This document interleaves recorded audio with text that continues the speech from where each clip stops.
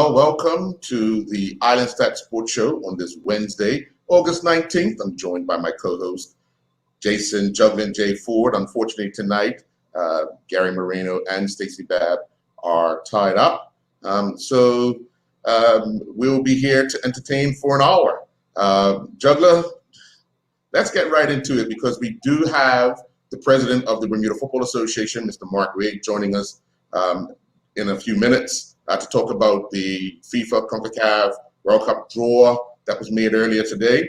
But looking at this past weekend, obviously, was a lot of hype around cricket with people waiting anxiously to see if Kamal Levrock would score his third consecutive century. The Southampton Rangers were looking to get back on track. Obviously, the under-19s are looking to solidify themselves as a respectable team in the first division. And just so many games played out and so many different scenarios. We had that one-wicket victory for Cleveland County down at Wellington Oval on Sunday. But you were up at Somerset. Let's talk a little bit about that game. St. David's on a high, having beaten Southampton Rangers the week before down at St. David's. Now traveled to Somerset to face Somerset and to face a person that's in fine form. Yeah, you said fine form. I mean, he looked like he could have went for 3 in a row, and possibly many more. No, it's amazing the talent that we have on this island, and when you get to see it showcased in front of people, for a while, we've been locked up and starving for anything of excitement. But the likes of Kamal Levrock brings that excitement, and I think he's going to be one of those players for the next few years. Hopefully, he can extend his career overseas. But if not, we're going to be treated. He's one of those players that, Earl, I would say we have a few players in either sport, major sports, that you actually pay to go see. Because whether you like him or not, whether you like the style he plays or not, he's entertaining. It's just that. It's just entertaining. So over 300 runs in 3 weekends. It's like, what more do you want to see? And it doesn't even. And the amazing thing when you see guys hitting sixes, just getting over the boundaries. I'm gonna tell you, Earl, he reminds me of the late '80s, early '90s, the likes of Al James, Jeffrey Pitcher, a lot of these guys. When they hit the ball kept sailing. When they hit it, it's wow.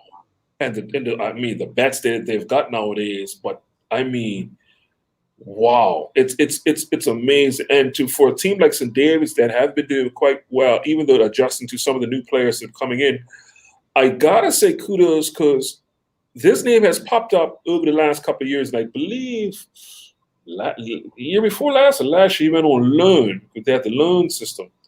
Went over to St. George's, the likes of Dean Simons. Yeah, he's been opening up the innings of St. David's, and he's very aggressive. He looks compact. His timing is great. And these are the things that we was hoping to see when we heard about the 2020 and hearing about some of these teams playing youngsters. What youngsters that's going to come to the forefront? Who's going to take advantage of the opportunity? As we say always, potential is good, opportunity is great, but who can put both of them together? You tell me something. When you're talking about Dean Simons, he has that temperament. He's been patient. He was a youngster trying to push into the St. David side. Like you said, went on loan to St. George, played quite regularly, has gone back to St. David's and has taken the opportunity to play with both hands. He's been one of those leaders from the front. As you say, he's opening the batting. So, if you look at his numbers week in and week out, he's been consistently getting them off to some decent starts. And I think that has helped the team in most regards in getting a decent total. I mean, we found, just think about it, the last couple of years, within the last year, you've had injuries to O.J. Pitcher, who's opening the innings the last couple of years. Even though McLaren Lowe has just come back in the squad. Chris Douglas moving on to Somerset. I mean, it's almost been a perfect storm for him to be even in the squad or even batting the way where he's batting. But once again, he's taken advantage of it. No, I looked at the other side, Somerset side. I'm going to throw out this name, and I want folks to remember this name because of this youngster, the path that he's on, he's going to be around for quite a while, and I believe he might be in cup match sooner than we all think. And that's the youngster, young wicketkeeper up at Somerset, young Amari Eben, I believe his name is. Mhm. Earl, his glove work is pretty good for a youngster. I think got 3 dismissals, 2 catches, stump out. Stump out was up on the stumps with Daniel Richardson building. Yeah.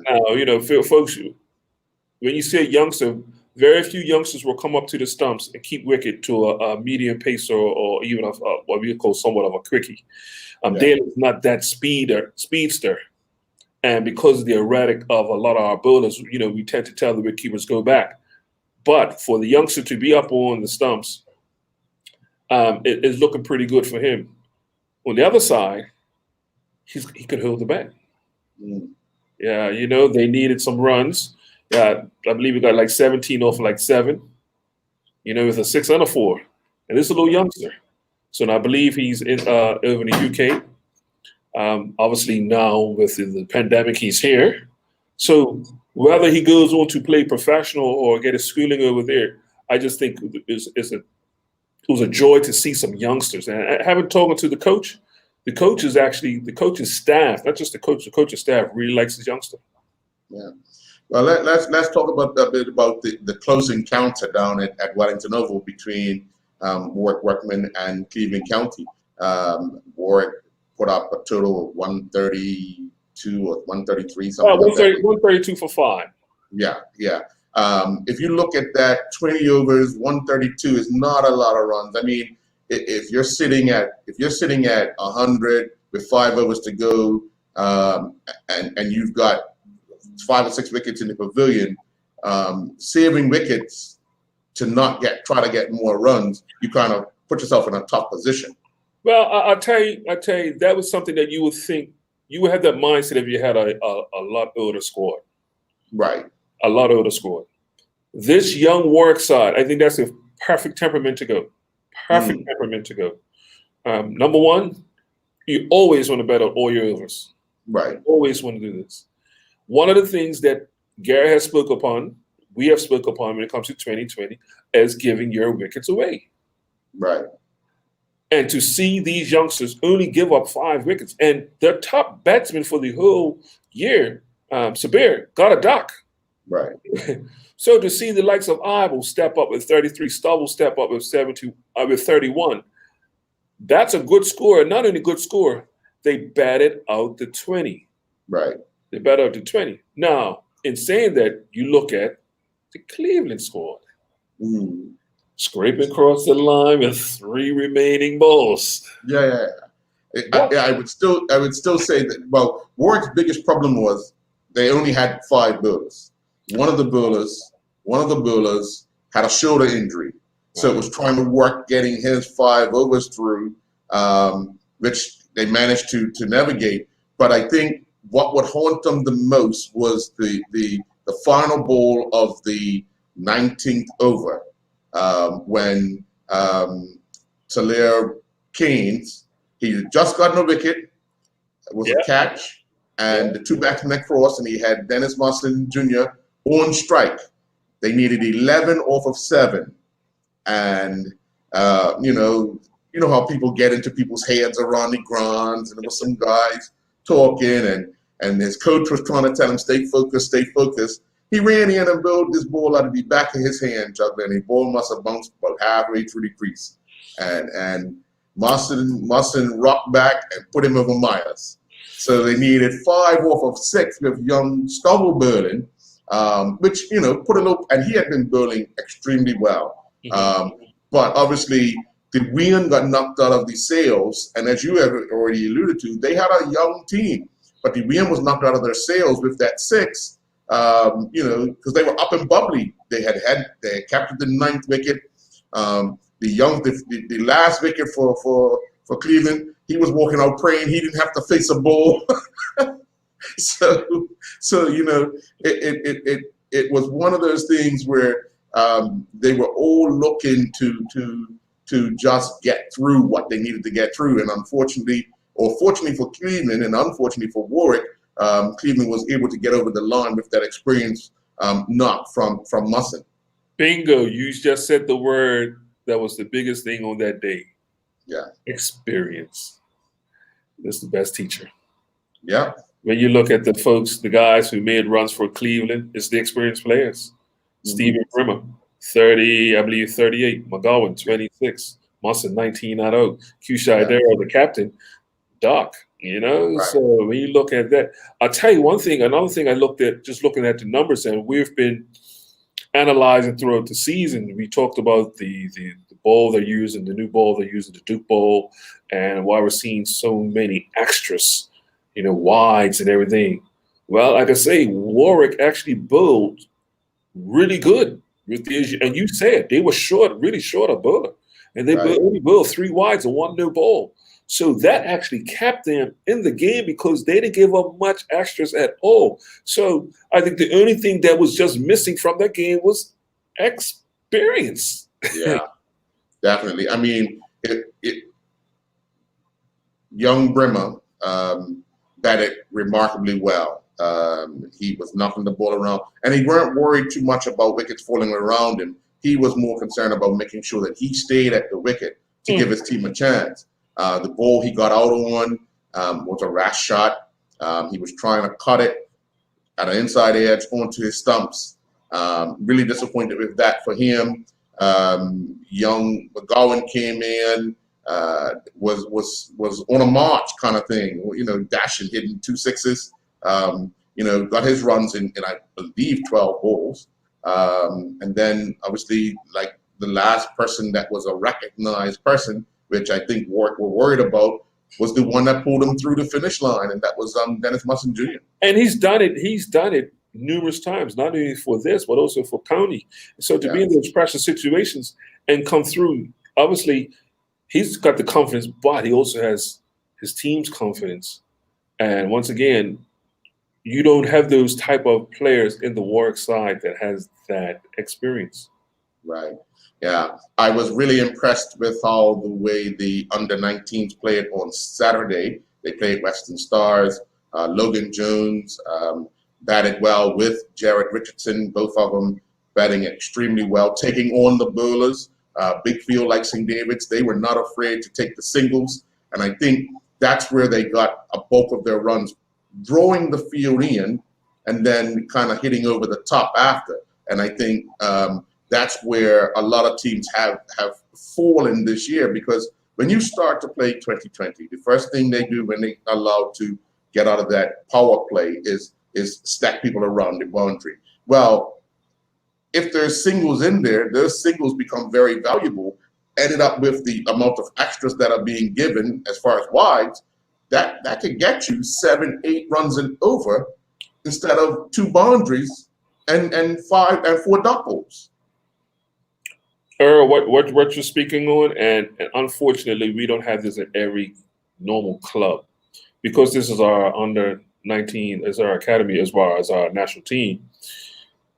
They have the benefit of playing, training together with coaches. Mm-hmm. All the things you're speaking on is basically from coaches. Coaches have, you know, likes of Arnold Manders and I believe Kyle Waldron and the guys have drilled into him how to manage the game. And unfortunately, these other clubs, they might not even have the numbers on a week-to-week basis to have these type of simulations. So, like you said, okay, this is what we're going to do with the power play. This is what we're going to do if they do this when the power play ends. If they open up the field, now we change our strategy to do this. Just because we like the ball and we don't have to go over the heads, we can still make 4 runs running between the wickets, especially on fields like St. David's, especially like fields like White Hill. And for this side, I think that's the ideal thing to think of, because you know, when a lot of our national team players travel abroad, we're playing on these massive fields. And when we get in the habit of always trying to clear the boundary, clear the boundary, what are we doing? We're hurling out. We're getting caught on the boundary, or, 20, 30 yards, 20 yards within the boundary. So once again, I think they have the benefit of being together, also playing in the night league, but also getting that information drilled and drilled and drilled and drilled. Yeah. Well, we look at how they have managed themselves, as well as, and then they take that back to their league clubs, Yeah, and try to, yeah, to emulate what they've been taught through the week. Um, when you start to talk about young Dominique Sabir, didn't have an electrifying weekend, but if you'd have seen how he was feeling out, both Saturday and Sunday, he realizes if he can't do it with the bat, he's got to do something else. If he's not getting wickets, he's got to do something else. And he took two remarkable catches. The one on Sunday, he was feeling at long off, and I swear on that the batsman figured he had 6 runs, and all of a sudden there comes out of nowhere young Sabir, and the ball kind of held up because he was going backward, and then I realized the ball had held up, and he had to literally run about 5 paces forward and dive forward to catch the ball. This is after running maybe 15 yards to his right to get in the vicinity of the ball. So, when you see youngsters doing those type of things to ensure that if I'm not getting the runs, then I've got to do something else to make sure I keep my team in it, then that's where I think he's got the right temperament to do so. But let's look at our top players who have been the top players over the last 3 to 5 years, leading in batting or bowling, or likes of Deion Stubble. How many times you seen Deion Stubble get a duck but end up with 4 or 5 wickets? Yeah. And vice versa, get hit for 30 but ends up with 90. Right. That happens. Even Gennaro bent down the order, even though he got, I think, believe like 3 wickets for like 9 runs the other day. Yeah. 4. Yeah, 4. But even though it's a little, looking at the stats looks great, but it's basically mopping up the end. Yes. I looked at the batsman he faced, was basically mopping up the end, which just once again, by his experience, it's easy pickings for him. What I would ask you, Earl, let me ask you something, Earl, because I see this with certain players, and I say certain players, and I'll throw a name out there, Greg Mabry. As you know, I've spoke highly about these youngsters, not when he plays the game, but even warm-ups. And before the games, in between innings, and what he does to get himself a better player. Mm-hmm. I'll ask you, obviously you've been around teams early when you get to the field. Obviously, Right. you may have even seen some teams train. Do you? I've been over the couple of years. I've seen some players show up early before that training session, 1 or 2 players, Mm-hmm. and work on something. You know what? Let me work on this. Just a couple of bowlers. Let me work on this. Right. How often do you see that nowadays? You see it from guys who have had that proper training, and it's something that never goes away from them. Because you brought up Greg Mabry, I've been at Somerset's games, I think twice this year, that before they've actually played, and seen him by himself doing things, Mhm. and he takes that, I guess, from the times that he was over in the UK. Yeah. And stuff that once you learn that, once it's part of your routine, it's something that you never fall back on. I do want to change the subject because we are going to be joined by the president of the Bermuda Football Association, Mr. Mark Wade. Good evening, Mr. Wade. How are you? Hey, good evening, gents. Good evening Good to evening. your viewers and listeners. Well, we've had that exciting draw earlier today that we saw Bermuda in with Canada, Aruba, Suriname, and Cayman Islands. Obviously, a tough little position to be in, but we got to play if we want to advance. We had the likes of Sean Goda, who done the draw, and as we could see, he's got the Bermuda name flag there with the World Cup. Hopefully, that's a lucky position to be in, and we can get past this first round. But looking at the draw, Mr. Wade, what was your first reaction? Well, my first reaction was could do this. Yeah, just looking at our performances, even against Canada and Cayman Islands, where we know a bit about them, and of course against Aruba. So yeah, my first thought was we could do this. My second thought was it's unbelievable the group that El Salvador got. I was thinking the same thing. But yeah, so,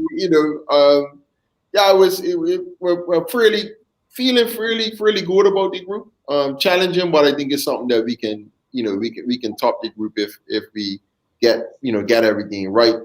So it's definitely interesting, definitely exciting. Exciting to see one of our own, Sean Gooder, participating in the draw. We're so thankful for CONCACAF for putting the plug in for him to make him a part of it.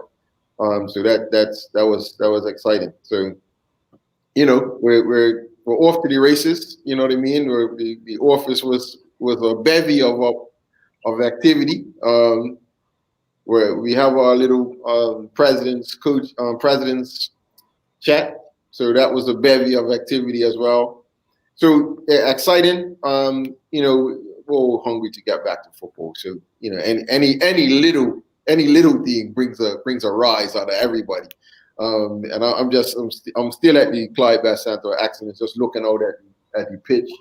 And we have the senior team players, the local base players out there being put through their paces. So it's all happening right now. Well, I know one thing is for sure. As they were doing the draw, as Sean got to our bill, I was saying, please, Group A or Group F, A or F. From the first two draws, I said A or F. I did not want B, only because we're going to face a lot of challenges going to a place like Canada with all the restrictions and so forth. Because now the work on the field has started, but the work off the field is going to be vital because there's going to be talks not just about football, but about life and saving lives, which is going to be a valuable tool to use when we have to talk with places like Suriname and Canada that we have to travel to, and obviously Aruba and Cayman's got to come here. Yeah, no, there's plenty of challenges and hurdles that still have to be transgressed some way. There's different protocols in each country. Bermuda has a rigorous testing regime, but there's nothing in our regime that's going to prevent us from playing matches. But some countries still have a 14-day quarantine, for example.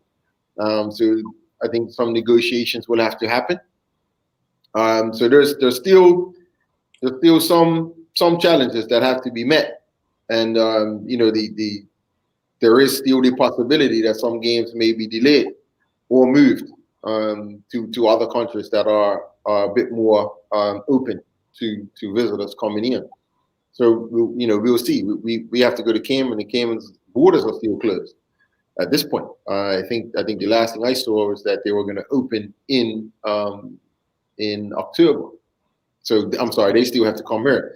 So their borders open in October. So that will seems to be okay.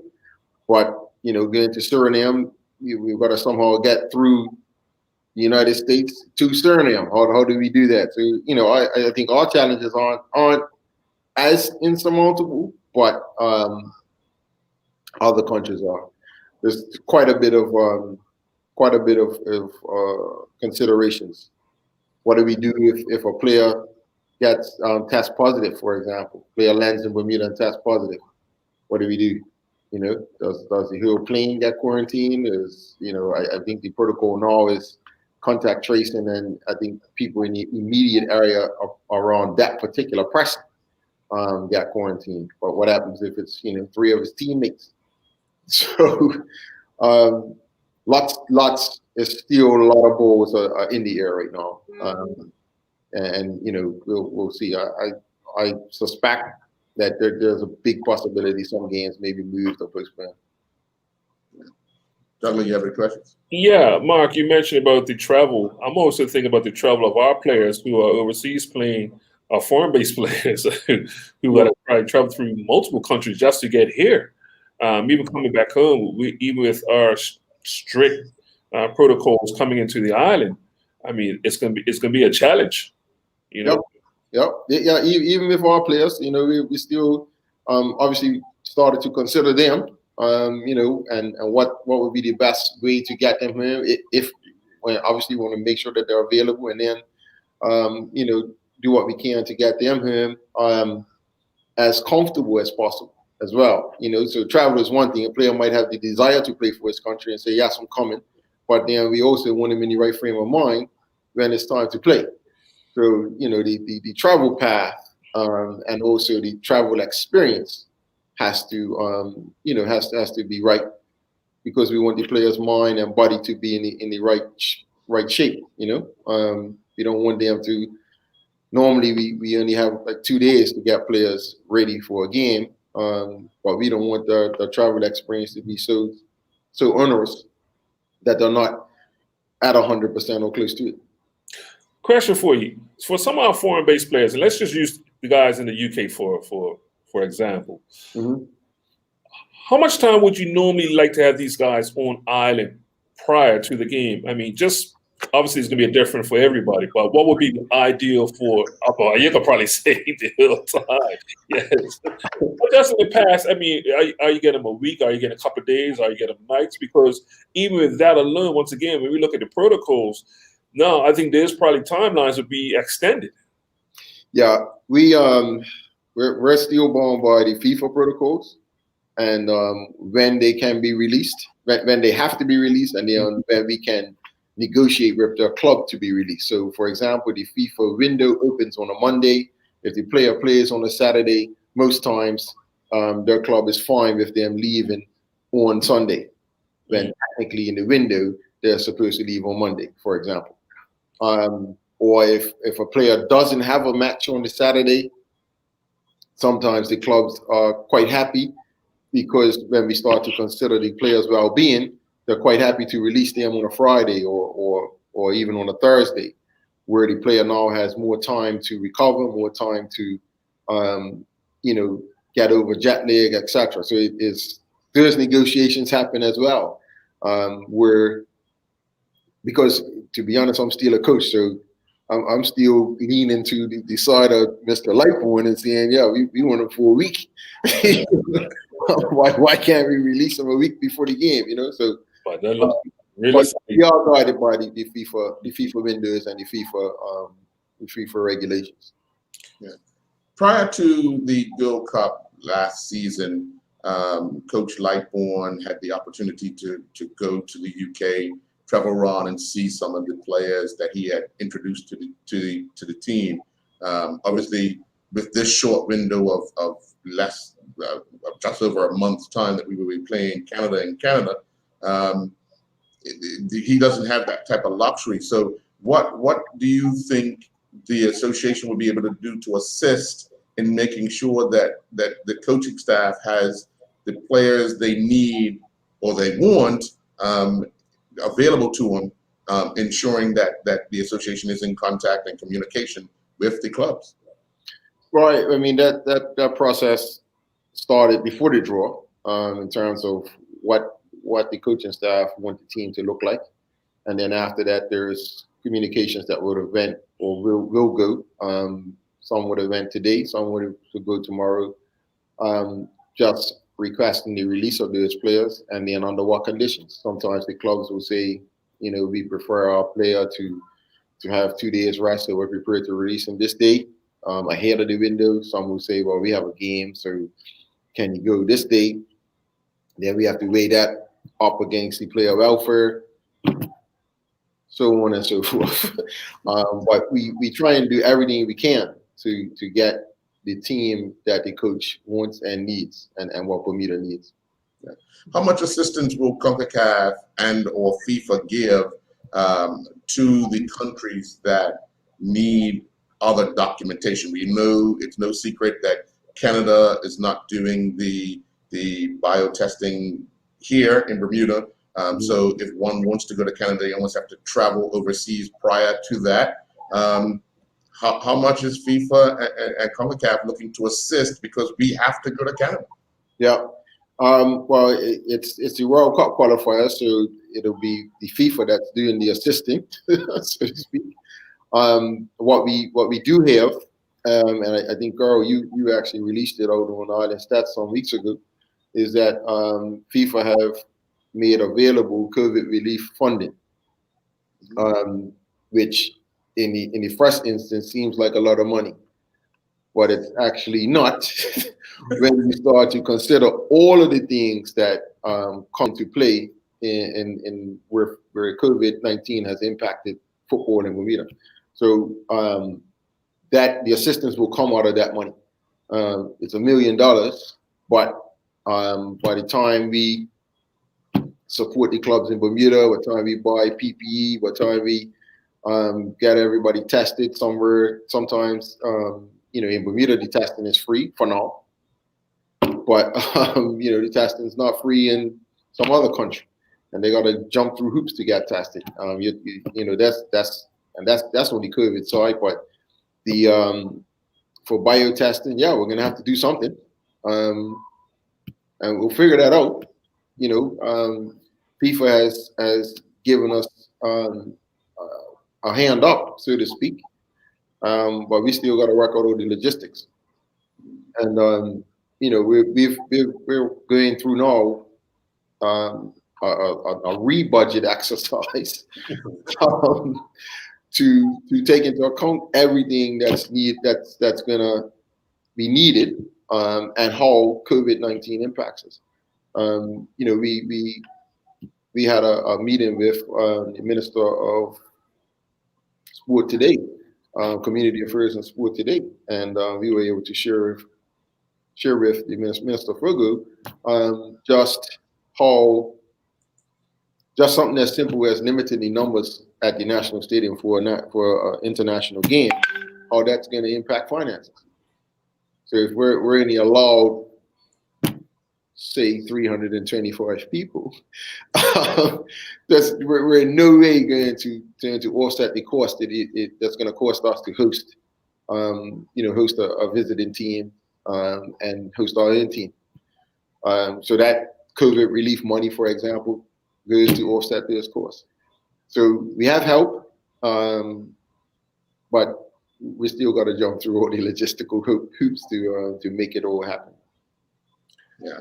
Well, we want to wish you well, and obviously we'll be sitting down and talking further, because I did have a chat with the coach after the draw earlier today. Sure. I just wanted to get an initial reaction from him, but obviously we're going to get some in-depth, a little more into how he's feeling and what the plan will be on the field, and then again get back with you and your executive to talk about what's being done off the field. I know you guys in the midst of releasing a schedule for domestic football, and that's well underway, as you've already indicated. But the international is also one that's very important, because, as we note, the November schedule will see us playing in Suriname on Friday, the 13th. And as we know, what happens 2 days prior to that is the Dudley final, which happens November the 11th. So there's going to be some talks around that. Obviously, some teams won't be happy because they'll miss a player here and there, but obviously the national team duty will overshadow the Dudley final, and then the players and coaches and clubs have to work out without some top players. Sure. Well, I mean, we have protocols to accommodate that, but in addition to that, I think the competitions committee have done fairly well in limiting the impact of international competition on our clubs. So, and I see them still trying to work through those things. We try and work with our clubs as best we can. But the domestic season schedule, the fresh draft has been done. So right now it's just we're just waiting on a response to our COVID match protocols to see if we can confirm the schedule and get it out to the public. But we're still cooking along. I know everybody's ready for football. I saw the crowds that were trying to get to cricket, so we're anticipating the same sort of interest. Where people are really hungry to get out and about and enjoy some recreation. Yeah. All right. Well, we want to thank you for your time. I'm actually going to play that interview that I had with Kyle earlier today. Thank you, Mr. Wade. Thank you.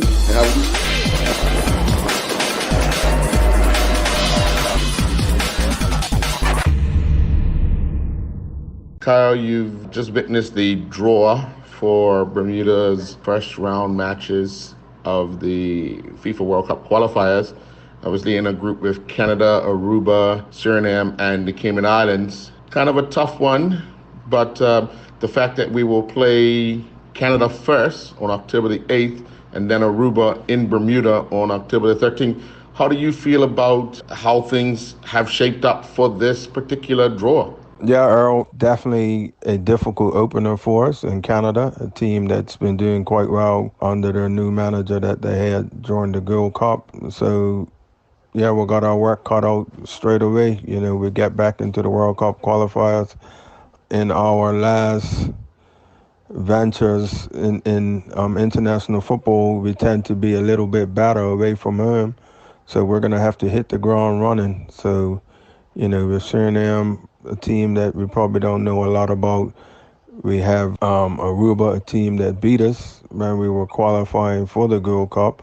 So a chance for us to make amends. And then there's Cayman Islands, a team that we know about.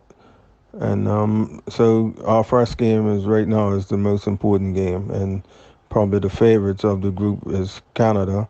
So we got our work cut out for sure. We got to go there and get something out of the game. Well, Jace, you heard from the coach, the national coach, Kyle Lightbourne. Him and his coaching staff will try to devise a plan. As we know, Canada is number 3 in the region or 4 in the region. It's going to be a tall order, but as we all say, the game is played on the field. And they may have some challenges themselves with players as well.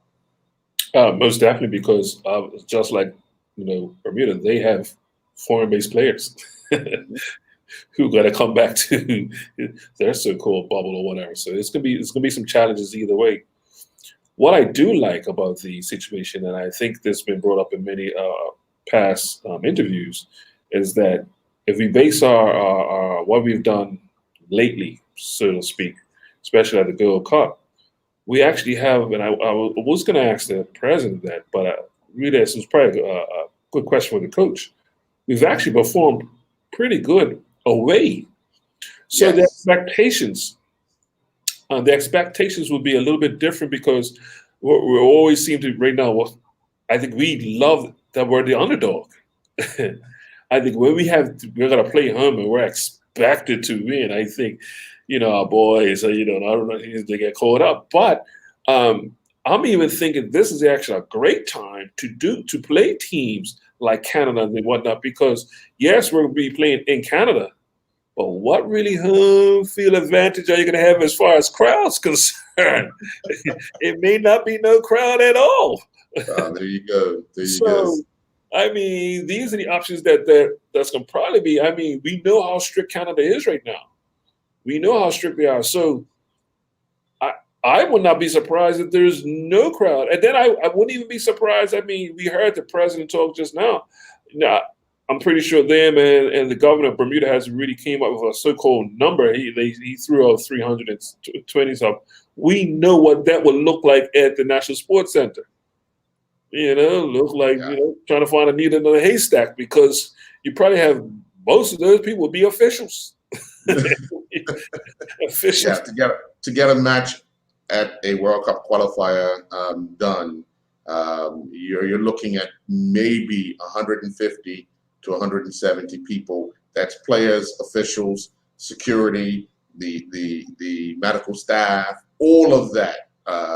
Because whenever there's a match at a national stadium, you're required to have on-duty fire department. You're required to have all these things that a lot of people don't even recognize. You recognize. That, in order for this match to take place, they will be surprised. And I'm probably sure there were people that would have raised their eyebrows when I would have said 152 to 170 people, when they have to realize that it's not just the players on the field and the referee and the linesman. It's a lot of other things have to be in place in order to have a match. Once again, stadium staff, vendors. Yes. I mean, these things, every person is accounted for. So And there's a couple of people that are that considered 320 is officials. going to be 320 fans. Oh no, it's 320 people. Period. Yeah, right. So it's going to be interesting. And like I said, we're just throwing the number because we just heard a number. But it's going to be interesting to see what they actually come up with, because once again, somebody's got to foot that bill. That's not going to be when you look at no. So let's go back to what we were saying.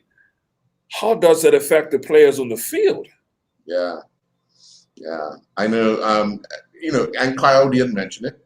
We tend to play better away from home, and I think, and I'll say it. It's because a lot of players, or some players, try to impress the Ace boys in the stands who are shouting out all different things to do, and they're trying to please them and forgetting about what their role is on the field, and it breaks up that whole cycle of how we're going to actually play. Earl, I'll tell you, to be honest with you, with this COVID-19, it's not going to be no room for Ace boys. I mean, once again, these players have families. Yeah. So I'm pretty sure BFA is going to have at least a family's got to get first dibs. Right. You know, you got to at least get your network, as just for the players themselves. Right. So I'm pretty sure there's got to be something in there for the families to get first dib on some tickets. I can't just be first come. I mean, I would think so. I've never heard it being done before, but we never had COVID-19 either. So true. But I would just think that for a game like that, you will probably want your these players to feel comfortable. We are home, so you want these players to feel as comfortable as possible. So if you want your network around you, whether it be your coaches, whatever, your family unit, your children, maybe. I mean, whatever. So, and then we know some players, and I've heard even professional players, they'd rather not have their family around. Yeah. especially if the stadium is empty and you can hear these people. So I would implore the association. It will be empty. We will to download some background cheering and some drum beats and all sorts of things just to play. Once again, we're getting caught up what we see professionally. We don't have these multi-screens. No. We don't need the multi-screen. I just need the speakers and the audio just to play just to make it feel like a football atmosphere. Let me tell you something. We obviously, my other world is production. Right. And when you see this stuff, man, it's like a conductor with an orchestra. Like he's putting in when to go and ooh and stuff. Yeah. But that means that person has to pay attention. Man, you know how hard that's gonna be, because you're gonna have about 5 different things, and you gotta, you're basically like an octopus, man. I mean, the guy normally we'll have somebody with sound who just plays the anthems and something between. I'm not sure we're gonna get to that far. We're gonna Worth a try. I mean, it's good. Like I said, I'm anxious because I believe our second game is there, which would be, I want to say November. October 13th. October 13th will be our first home game? Yes, we play Aruba. And then we have a home game in November. That's November 17th where we play King. Right. Yeah. So, but in between there, we play in Suriname, November 13th. And in Canada, the first one. We play in Canada on the 8th. That's our first game. Right. Yeah. So, I mean, why? How come you always play the hardest team first?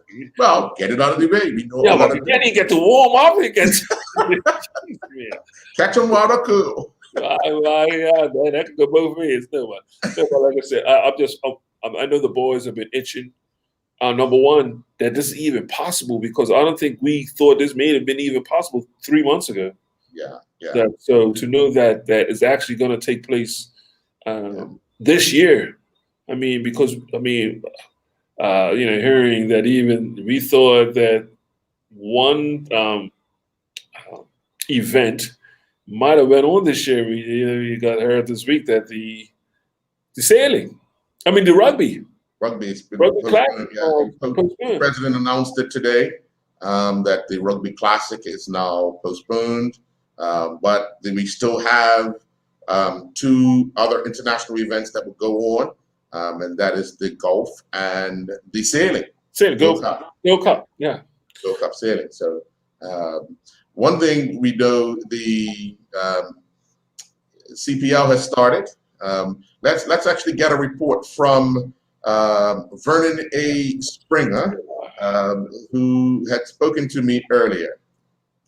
Hello, this is Vernon A. Springer from Fast Sports Media in St. John's, Antigua and Barbuda. And just to give you an update in terms of what is happening with sports in the OECS and the Eastern Caribbean, on Tuesday, the 18th of August, starts the 2020 Hero Caribbean Premier League campaign in Trinidad and Tobago, where the matches will be played behind closed doors, and they'll be played at 2 important venues, the Brian Lara Cricket Academy and also the Queen's Park Oval in Trinidad and Tobago.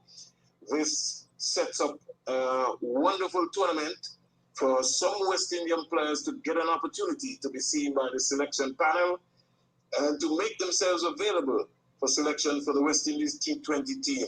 One player missing out for sure is the West Indies T20 player in Fabian Ali from Jamaica, who got into a mix-up and a miscommunication in terms of his flight arrangements. And so from his standpoint, it'll be a little sad that he won't be on show. But in terms of looking at the teams for the CPL, you would know that the Barbados Tridents, they are the defending champions, and the Ghana Amazon Warriors, they have Chris Green as their captain, Australian Chris Green, world captain. Karen Pollard has returned as the TK Knight Riders captain, so that will be a pretty interesting situation. Then we have Darren Sammy, who is yet really to deliver for the St. Lucia Zooks and will be under some real serious pressure.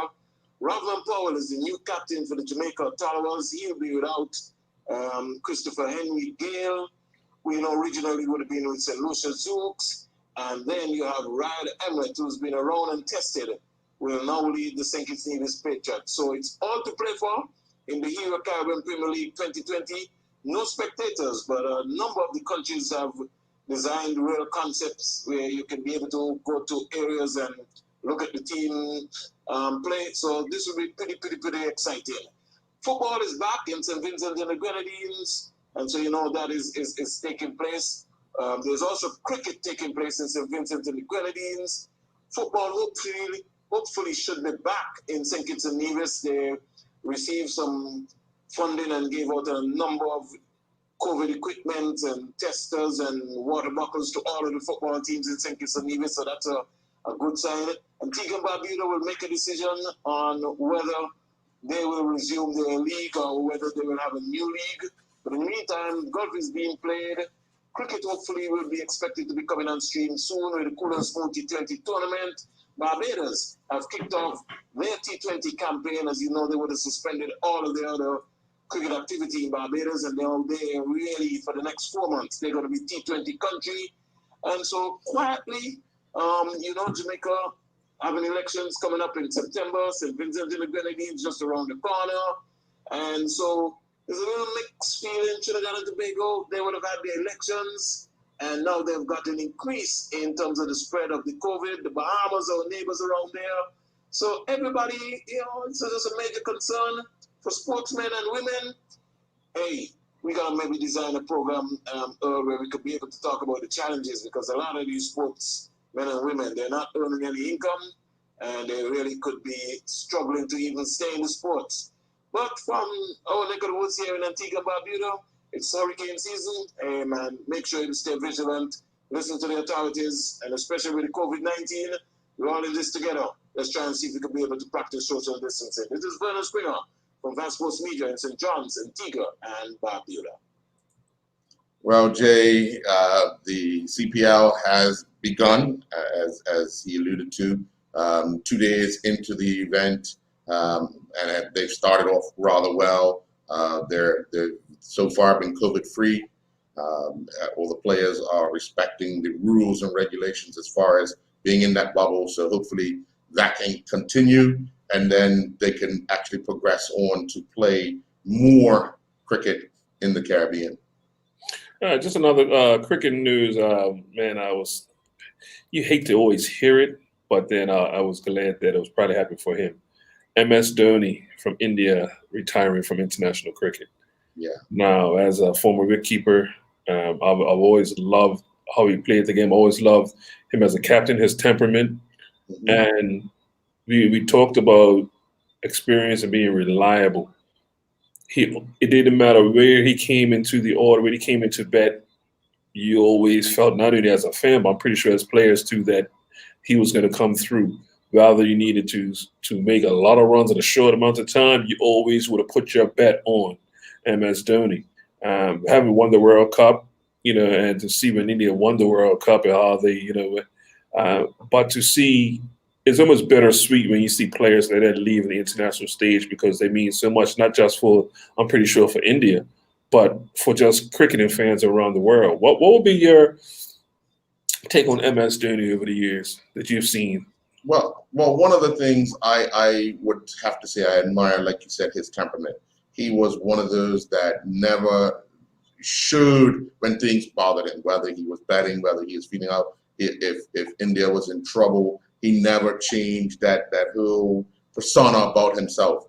And one thing I've noticed with India, and a lot of the teams over in Asia, like the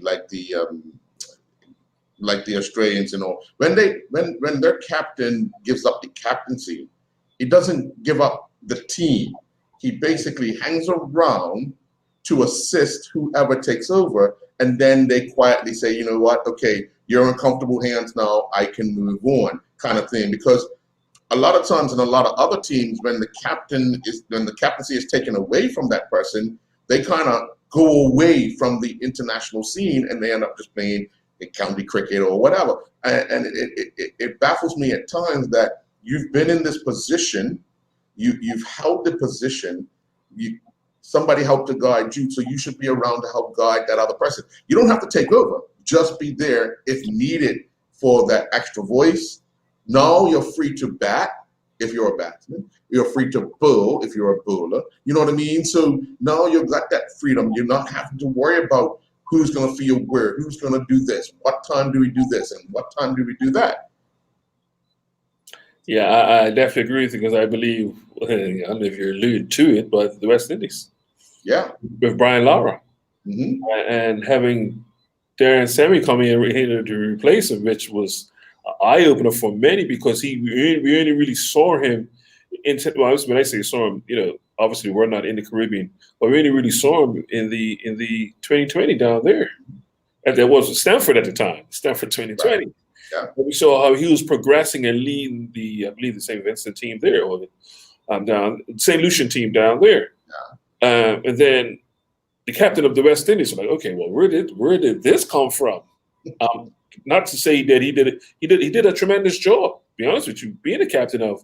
But who would have ever thought, like you said, it would have been nice that Lara could have hung around a year or two and I saw an interview with Lara saying that he didn't have to give up. He still could have played cricket. Mm-hmm. Obviously, there were some things that off the field that with the West Indies board that he just couldn't play anymore.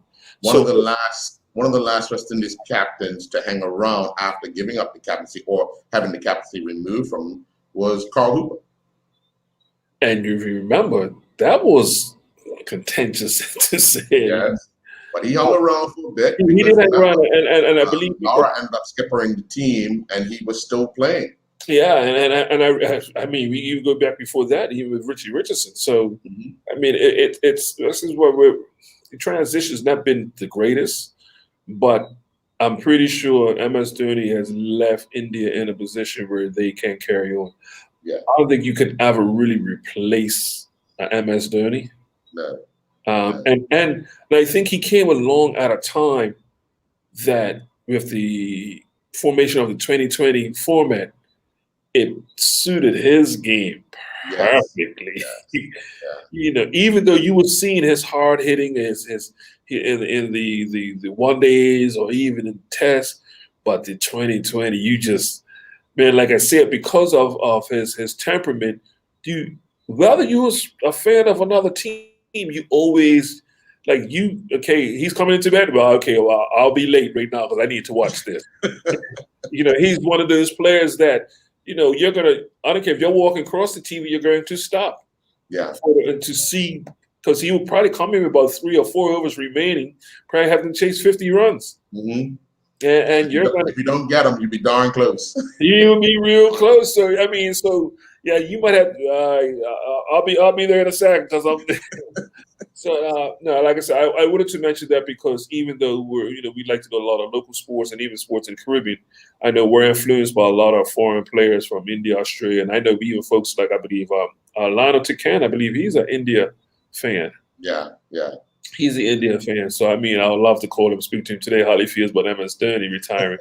But I'll probably be the same thing when Tenduka, retired also. Yeah. We see some of these players. For us, it feels like, man, you're going too soon, man, because we hang around a little bit more. But that's the fan of us. We're always eager for more. Right.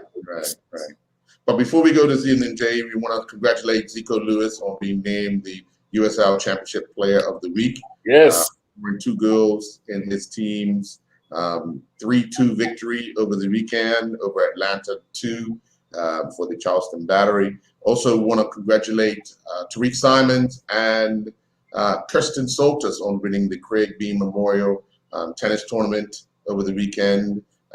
Kirsten's 3-setter with Morgan Lightbourne actually had to take place on the Wednesday as Kirsten has now departed the island off to college to resume her studies. That was a 3-setter. Morgan won the first set 6-1. Kirsten came back to win the second set 6-3 and then won the third set 6-4. And then after a grueling battle with Daniel Phillips, Tariq Simons met Gavin Manders in the final and defeated him 6-4, 6-4. Another grueling match that over 2 hours, but those two really put on a show. And I think in just talking with Gavin and Tariq following the event, when you start seeing the numbers of people that are playing in the lower levels, just enjoying it, whether win or lose, they're enjoying their time playing. And I think that has given a lot of people a perspective of, I could try another sport. Yeah. Also, I was also encouraging the tournament, the Memorial Tournament of Craig Bean. Yeah. Obviously going too soon, a youngster who was thriving in the tennis world and going too soon, and to see guys like Gavin and many of these guys are probably growing up around the same time, youngster, or even looking up to somebody like Craig Bean, who might have been a little bit older. I can't remember how old it was when he had passed. They're close. But even saying that, to know that these guys are still keeping his name on to the next generation. And I'm pretty sure the family and all the friends who remember Craig are just loving the whole experience because, to keep his name alive, man, that's beautiful. To keep his spirit alive, it's beautiful. And finally, we want to congratulate Scott Barnes on winning the G1 Pro Tour karting races over the weekend. Over the past 2 weekends, he competed. He had a sterling battle with Joe Rutch. Was able to win over the 2-weekend period to be crowned the champion. And in doing so, Juggler, basically he's been given over $5,000 worth of prizes and awards to basically compete again next year. Tires free, fuel, clothing, the whole 9. So I know he'll be looking forward to jumping in the cart again next year. But the one thing he has to wear is the number 1, obviously as the champion. You wear the number 1, and everybody guns for number 1. So it should be interesting for him next year. He's the new president of the Bermuda Karting Club on island. They're getting ready to start their season in September as well. So it's going to be an interesting time for him getting through this season, dealing with all the what we consider politics as a president of a club, but then also then turning his attention to back to Tennessee? I think I could beat you. I think I could beat you, man. I really think I could beat you, man. You don't know. Yeah, you in a car, me in a car. It's karting. It's not bumper cars. You get in my way, you get bumped. You're slow in the corner, and I'm behind you. It's You better wear a racetrack. It's not Cooney Island. You better wear a neck brace if you get too slow. Because I am gonna take one of them.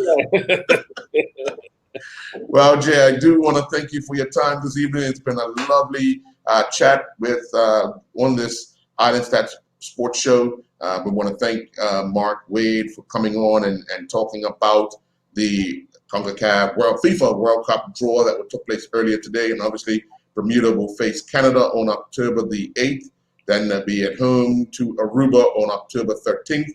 And then on Friday, November the 13th, we travel to Suriname. And then on Tuesday, the 17th or 18th of November, we're home to Cayman Islands. And we know that the boys will be revving up and getting ready to entertain over those 4 games and see where we come out. We can only find out after we play. Gotta play. We have to play. We have to play. So I want to thank you, Juggler. Do enjoy the rest of your night. Thank you.